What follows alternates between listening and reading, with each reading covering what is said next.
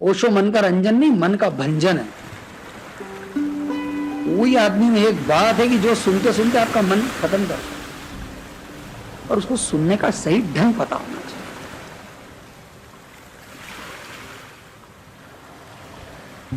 ओशो कहते हैं, क्योंकि ओशो को हम मास्टर ऑफ मेडिटेशन कहते हैं, जैसे शिव हैं, उन्होंने 112 विधियां दी।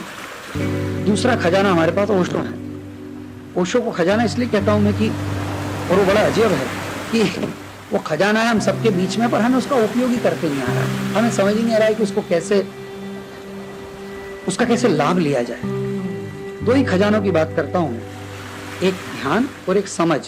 ध्यान 112 विधियों में से निकाल लीजिए, और समझ तो ओशो से अच्छा कुछ हो इसलिए नहीं सकता कि जितने भी अभी महाराज लोग बात कर रहे हैं दुनिया भर में, वो सब उन्हीं को पढ़ पढ़ के कर रहे हैं। तो हम ओरिजिनल क्यों नहीं जाएं?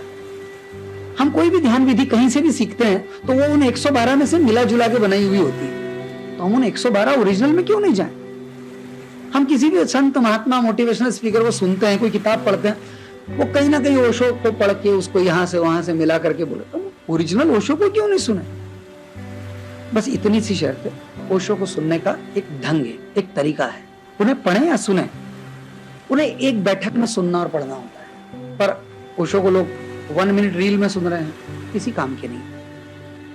1 मिनट रील में तो बहुत ही गड़बड़ है, क्योंकि वो एक सब्जेक्ट वाइज बात करते हैं। तो इसलिए ओशो को सुनना है तो एक सीरीज सुनिए, कोई एक सीरीज पकड़िए, कोई भी।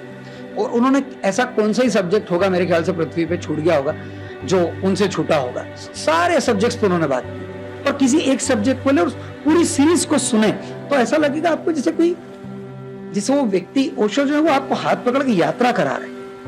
अभी तो हम मनोरंजन के लिए सुनते हैं, 1 मिनट की रील सुन लेते हैं, कभी कहीं महावीर पे सुन ली, कहीं बुद्ध पे सुन ली, कहीं कोई सेक्स पे सुन लिया, कहीं कोई मेडिटेशन पे सुन लिया, कहीं कुछ राजनीति पे सुन लिया। ये तो मनोरंजन, मन का रंजन है। ओशो मन का रंजन नहीं, मन का भंजन है।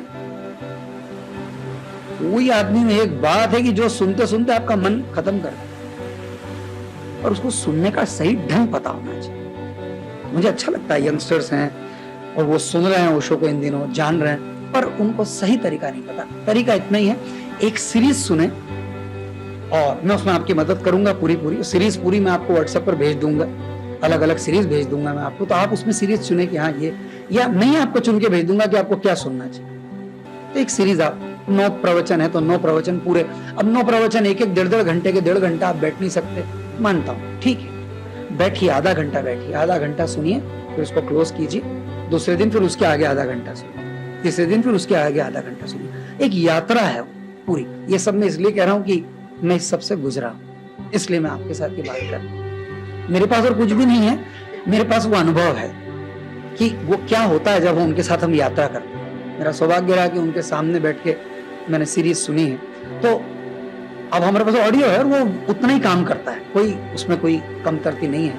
तो हम तय करें। तो 2 खजानों की बात मैं आज आपसे कर रहा हूँ, एक 112 विधियां और एक ओशो को सुनना। ये 2 बात पकड़ ली आप तो हो गए पार।